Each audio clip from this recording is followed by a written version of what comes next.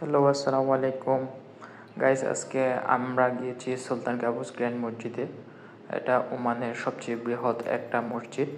এই মসজিদ সুলতান কাবুস প্রয়াত শাসক ওমানের তার নামকরণ অনুসারে করা হয় এবং এই মসজিদে একসাথে ৬,৫০০ জন মুসল্লি নামাজ পড়তে পারে এবং এটা চারিদিকে সবুজে ঘেরা এবং অনেক বিখ্যাত শিল্পকার্য এখানে রয়েছে এবং এখানে যেদিকে তাকায় ওইদিকেই সবুজ আর সবুজ আর সবুজ এবং এখানে ভিতরে অনেক সুন্দর হাতের কাজ রয়েছে এবং এই মসজিদ ১৯৯৪ সালে এই মসজিদের কাজ শুরু করা হয় এবং ২০০১ সালে এই মসজিদের কাজ সম্পন্ন হয় এবং এই মসজিদটি সুলতান কাবুজের নাম অনুসরণ করেই এই মসজিদটা করা হয় এবং এই মসজিদের ভিতরে এরিয়া দেখেন আপনারা, দেখতে খুবই সুন্দর, খুবই নান্দনিক দৃশ্য এবং এখানে প্রায় ৫ টন